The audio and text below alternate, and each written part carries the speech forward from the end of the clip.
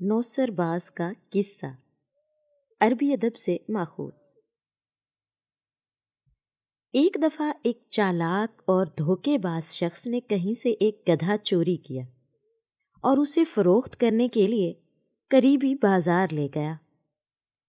بازار جانے سے پہلے اس نے گدھے کے منہ میں اشرفیاں ٹھونس کر کپڑے سے اچھی طرح بند کر دیا۔ بازار کی پرہجوم جگہ پر کھڑے ہو کر اس نے گدھے کے منہ سے کپڑا ہٹا دیا۔ جیسے ہی کپڑا ہٹا، گدھے کے منہ سے اشرفیاں نکل کر زمین پر گرنے لگیں۔ سکوں کی جھنکار سن کر لوگ متوجہ ہو گئے اور حیران ہو کر پوچھنے لگے کہ گدھے کے منہ سے سکے، وہ بھی سونے کے، یہ کیا ماجرا ہے؟ دھوکے باز کہنے لگا، بھائیو، یہ ایک عجیب و غریب گدھا ہے اور میں اس سے بہت تنگ ہوں۔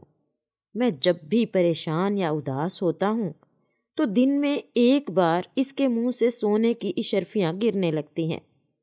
اب تو میرے گھر میں اشرفیاں رکھنے کی جگہ بھی نہیں بچی، اس لیے میں چاہتا ہوں کہ اسے کوئی ضرورت مند اور جانوروں سے پیار کرنے والا تاجر خرید لے۔ لوگوں نے اشرفیاں گرتی ہوئی اپنی آنکھوں سے دیکھ لی تھیں اور باقی کا قصہ سن کر ہر کسی کی خواہش یہی تھی کہ یہ گدھا جتنے میں بھی مل جائے سستا ہے۔ ایک دوسرے سے بڑھ چڑھ کر بولیاں لگاتے ہوئے آخر کار ایک بڑے تاجر نے خطیر رقم کے عوض اسے خرید لیا۔ فروخت کرنے والے نے رقم اور زمین پر گرے ہوئے سکے سمیٹے اور گھر چلا گیا۔ جس تاجر نے گدھا خریدا تھا وہ فخر سے گردن اکڑائے ہوئے چل رہا تھا اور اہل کریا اس کے پیچھے پیچھے چلتے ہوئے اس کے گھر تک پہنچ گئے۔ سارے لوگ مل کر اداس اور پریشان شکلیں بنا کر گدھے کے ارد گرد بیٹھ گئے۔ لوگ گھنٹوں بیٹھ کر انتظار کرتے رہے اور بالآخر وہ سچ مچ پریشان ہو گئے۔ اس دوران گدھا جو کب سے بھوکا تھا، اس نے خوب چارہ کھایا مگر ایک سکہ تک نہ گرا۔ آخر وہاں سے کسی دانا کا گزر ہوا۔ اس نے بتایا کہ تمہارے ساتھ دھوکا ہو چکا ہے، اس سے پہلے کہ فروخت کرنے والا بھاگ جائے فوراً اس دھوکے باز کو پکڑو۔ وہ تاجر اور اہل کریا اکٹھے ہو کر جب اس دھوکے باز کے گھر کے باہر پہنچے اور دروازہ کھٹکھٹا کر اس کے متعلق استفسار کیا تو اندر سے اس دھوکے باز کی بیوی نے کہا، وہ تو کہیں کام سے دوسرے گاؤں گئے ہوئے ہیں، آپ باہر ہی انتظار کریں، میں اپنا پالتو کتا بھیجتی ہوں، یہ جا کر انہیں آپ کے متعلق بتائے گا اور انہیں ہر صورت ساتھ بھی لے کر آئے گا۔ لوگ دلچسپی سے دیکھنے لگے اور سوچنے لگے کہ یہ کیسے ہو سکتا ہے کہ کتا اپنے مالک کو گھر لے آئے۔ دراصل اس چالاک شخص نے جب دیکھا کہ تمام لوگ اس کے گھر کے باہر جمع ہیں تو اس نے اپنی بیوی کو کتے والی پٹی پڑھائی، گھر میں پہلے سے بندھے ہوئے کتے کو آزاد کیا اور خود گھر کی پچھلی سمت سے چپکے سے نکل گیا۔ دور جا کر اس نے کتے کو پکڑ لیا اور اس کے ساتھ واپس گھر کی طرف چل دیا۔ تھوڑی دیر گزری تو لوگوں کو اپنی آنکھوں پر یقین نہیں آ رہا تھا کہ وہی شخص جس نے گدھا فروخت کیا تھا اسی کتے کے پیچھے پیچھے چلتا ہوا آ رہا تھا۔ اب سارے لوگ یہ بات بھول کر کہ وہاں کیوں آئے ہیں، کتے کے متعلق پوچھنے لگے کہ یہ تو بڑے کام کا ہے، بتاؤ یہ کتنے کا ہے، اسے تو ہر صورت خریدنا ہوگا۔ اس دھوکے باز اور چالاک شخص نے پہلے تو انکار کیا، لیکن بعد میں اچھے دام ملنے پر وہ کتا اس ہجوم میں سے ایک دوسرے تاجر کو فروخت کر دیا۔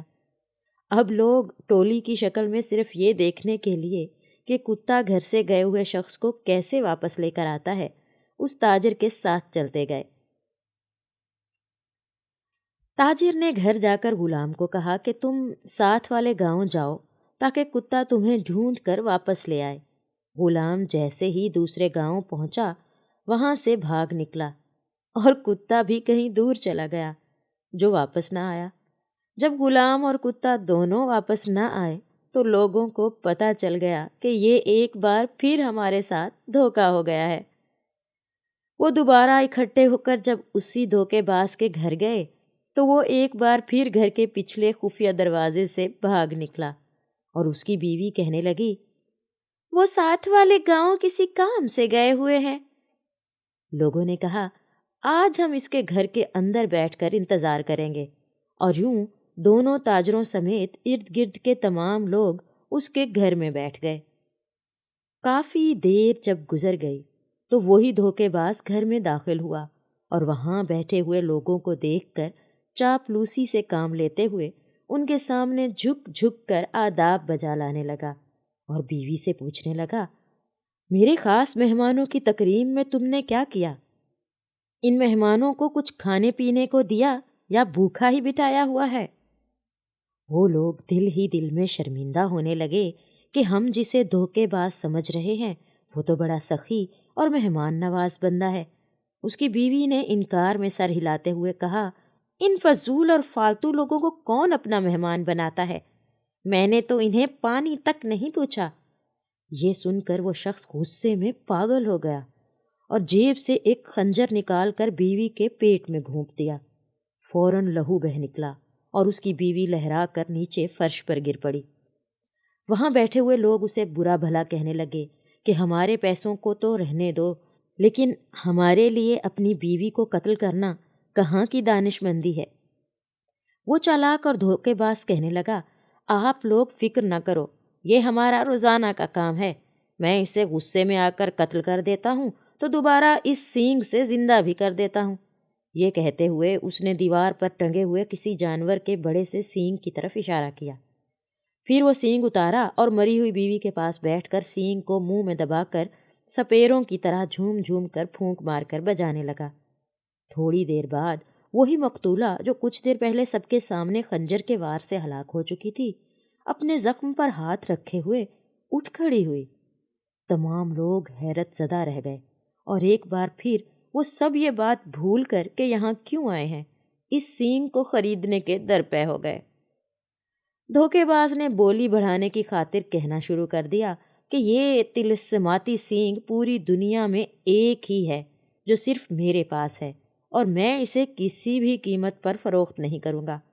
کرتے کرتے ایک بڑے تاجر نے سب سے زیادہ رقم ادا کر کے وہ سینگ خرید لیا، اور سینگ خرید کر وہ لوگ اپنے اپنے گھروں کو چلے گئے۔ جس نے سینگ خریدا تھا کہنے لگا، میں جو اپنی بیوی کی چخ چخ سے تنگ ہوں، آج اگر اس نے لڑائی کی تو مار دوں گا اور رات سکون سے گزار کر صبح سینگ کی مدد سے زندہ کر لوں گا۔ لیکن در حقیقت اس دھوکے باز نے جب اپنے گھر کے باہر لوگوں کا اکٹھ دوبارہ دیکھا تھا تو فوراً منصوبہ بنا کر اس میں اپنی بیوی کو شامل کر لیا تھا۔ لال رنگ کو ایک تھیلی میں ڈال کر بیوی کے کپڑوں میں چھپا دیا، پھر ایک خنجر لیا جس کے دستے میں خفیہ خانہ اور ایک بٹن تھا جس کو دبانے سے خنجر کا پھل اپنے دستے میں غائب ہو جاتا تھا، اور ایک پرانا بیکار سینگ لے کر دیوار پر ٹانگ دیا اور خود گھر کے خفیہ رستے سے نکل کر تھوڑی دیر روپوش رہ کر واپس آ گیا، اور پھر بیوی کو زندہ کرنے کا ڈرامہ رچا کر بیکار سینگ فروخت کر دیا تھا۔ جس نے سینگ خریدا تو جیسے ہی گھر پہنچا اس کی بیوی نے حسب معمول لڑائی شروع کر دی۔ اس نے بے فکر ہو کر خنجر نکالا اور بیوی کے پیٹ میں گھونپ دیا۔ خون نکلا، وہ تڑپی اور ٹھنڈی ہو گئی۔ اس نے اٹھا کر کمرے میں لٹا دیا اور پوری رات ایسے ہی رہنے دیا۔ صبح اٹھ کر اس نے بہیترا سینگ کو مختلف طریقوں سے بجایا، مگر وہ تو مردہ ہو چکی تھی۔ دھیرے دھیرے اسے اپنی بے وقوفی کا احساس ہونے لگا۔ وہ پچھتاوے کے احساس کے ساتھ گھر سے نکلا تو باہر تمام لوگ اس کے منتظر تھے کہ پتہ کریں رات کیا بیتی اور سینگ نے کیا کمال دکھایا۔ وہ شخص دکھ اور شرمندگی کو چھپانا چاہتا تھا، مگر کچھ لوگوں نے جب اصرار کیا تو اصل بات اگلوا ہی لی۔ اب کی بار انہوں نے پکا ارادہ کر لیا کہ اس نوسر باز کی کسی بات میں نہیں آنا اور اس کو دیکھتے ہی قابو کر کے ایک بوری میں بند کر کے سمندر برد کر دینا ہے۔ سب نے اس پر اتفاق کیا۔ ایک بار پھر وہ لوگ اکٹھے ہو کر اس دھوکے باز کے گھر پہنچے اور اندر جا کر اسے قابو کر لیا، بڑی سی بوری میں ڈال کر سمندر کی طرف چل دیے۔ سمندر وہاں سے کافی دور تھا۔ بوری میں بند دھوکے باز شخص کو باری باری اٹھاتے ہوئے وہ سب لوگ تھک گئے۔ سمندر سے نصف فاصلے پر پہنچ کر انہوں نے کہا کہ تھوڑی دیر سستا لیتے ہیں، اس کے بعد آرام سے اسے پانی میں پھینک دیں گے۔ وہ لوگ تھکے ہوئے تھے، اس لیے جیسے ہی آرام کرنے کے لیے رکے تو انہیں نیند نے آ لیا اور وہ بے فکر ہو کر سو گئے۔ بوری میں بند شخص نے بھوک اور پیاس سے بے حال ہو کر چیخنا چلانا شروع کر دیا، مگر وہ تمام لوگ تو خواب خرگوش کے مزے لے رہے تھے۔ اسی اثنا میں وہاں سے ایک چرواہے کا گزر ہوا۔ اس نے دیکھا کہ لوگوں کا جم غفیر آڑا ترچا ہو کر سو رہا ہے اور ایک طرف پڑی بوری سے چیخنے چلانے کی آوازیں آ رہی ہیں۔ اس نے بھیڑ بکریوں کو ایک طرف کھڑا کیا اور آگے بڑھ کر جب بوری کھولی تو اس نے دیکھا کہ اس کے اندر تو کوئی شخص بند ہے۔ چرواہے نے پوچھا کہ اے شخص، تو کون ہے؟ یہ ارد گرد سوئے ہوئے لوگ کون ہیں اور تجھے بوری میں کیوں بند کیا ہوا ہے؟ یہ ماجرا کیا ہے؟ دھوکے باز نے کہا، سنو، یہ تمام لوگ میرے خاندان کے ہیں۔ یہ میری شادی سمندر پار ایک شہزادی سے زبردستی کرانا چاہتے ہیں، مگر مجھے مال و دولت کی ذرا بھی ہوس نہیں ہے۔ میں تو اپنی چچا زاد لڑکی سے محبت کرتا ہوں۔ چرواہا اس کی باتیں سن کر بڑا متاثر ہوا اور کہنے لگا، بتاؤ، کیا میں تمہارے کسی کام آ سکتا ہوں؟ دھوکے باز کہنے لگا، ہاں ہاں، کیوں نہیں، تم میری جگہ اس بوری میں آ جاؤ، اور جب شہزادی کے سامنے بند بوری کھلے گی تو پھر اس کا تم سے شادی کرنے کے سوا کوئی چارہ نہیں ہوگا۔ چرواہا یہ سن کر خوش ہو گیا اور ہنسی خوشی اس دھوکے باز کی جگہ بوری میں بند ہو کر بیٹھ گیا۔ دھوکے باز نے وہاں سے چرواہے کی بھیڑ بکریوں کو ساتھ لیا اور واپس اپنے گھر آ گیا۔ وہ لوگ جب نیند سے بیدار ہوئے تو انہوں نے بوری کو اٹھایا اور چلتے چلتے آخرکار سمندر میں پھینک دیا اور مطمئن ہو کر اپنے اپنے گھروں کو لوٹ آئے۔ اگلے دن انہوں نے دیکھا کہ دھوکے باز شخص کے گھر کے باہر 300-400 کی تعداد میں بھیڑ بکریاں بندھی ہوئی ہیں۔ وہ بڑے حیران ہو کر جب وہاں گئے تو دیکھا کہ جس کو سمندر میں پھینک کر آئے تھے وہ تو گھر میں بیٹھا اپنی بیوی سے گپیں لڑا رہا ہے۔ انہوں نے تعجب سے پوچھا کہ ہم نے تو تمہیں کل سمندر میں پھینکا تھا اور آج تم صحیح سلامت اپنے گھر میں ہو اور باہر بھیڑ بکریوں کا ریوڑ بھی ہے۔ وہ دھوکے باز شخص کہنے لگا، جب تم لوگوں نے مجھے سمندر میں پھینکا تو وہاں سے ایک جل پری نمودار ہوئی اور وہ مجھے اپنے ساتھ زیر سمندر بنے گھر میں لے گئی۔ وہاں ہیرے جواہرات اور موتیوں سے بنے ہوئے بے شمار محل اور ہزاروں کی تعداد میں مال مویشی تھے۔ جل پری نے مجھے مہمانوں کی طرح رکھا اور میری خوب خاطر مدارات کی۔ وہ مجھ سے شادی کرنا چاہتی تھی اور وہاں کا حاکم بنانا چاہتی تھی، مگر جب میں نے کہا کہ میری پہلے سے ایک بیوی ہے اور میں اپنے گھر جانا چاہتا ہوں تو اس نے کہا کوئی بات نہیں، اور اپنی طرف سے بھیڑ بکریوں کا تحفہ دے کر کہنے لگی، اگر تمہارے علاقے میں کوئی ایسا ہو جو یہاں کی جل پریوں سے شادی کر کے یہاں عیش و عشرت کی زندگی گزارنا چاہتا ہو تو اسے یہاں لے آنا۔ یہ بات سننے کی دیر تھی کہ وہاں آئے ہوئے تمام بوڑھے اور جوان کہنے لگے، ہم وہاں جانا چاہتے ہیں اور وہاں جا کر حاکم بننا چاہتے ہیں۔ اس دھوکے باز شخص نے کہا کہ تم تو صرف چند افراد ہو، اگر اس قصبے کے تمام لوگ بھی وہاں چلے جائیں تو پھر بھی کم ہے۔ انہوں نے کہا کہ ہم قصبے کے ہر شخص کو اپنے ساتھ لے جانے کے لیے راضی کر لیں گے۔ دھوکے باز نے کہا، ٹھیک ہے، کل صبح کے وقت سمندر کے کنارے ہر شخص اپنے لیے ایک بوری اور ایک رسی لے کر پہنچ جائے، اور وہاں پہنچ کر ہر شخص ایک دوسرے کو بوری میں بند کرنے میں مدد کرے گا۔ اگلے روز صبح کے وقت دھوکے باز شخص نے سب کو بوری میں بند کیا اور اپنی بیوی کی مدد سے تمام بوریوں کو سمندر میں پھینک دیا۔ اس کے بعد وہ بے وقوفوں کے قصبے کا تنہا مالک بن گیا۔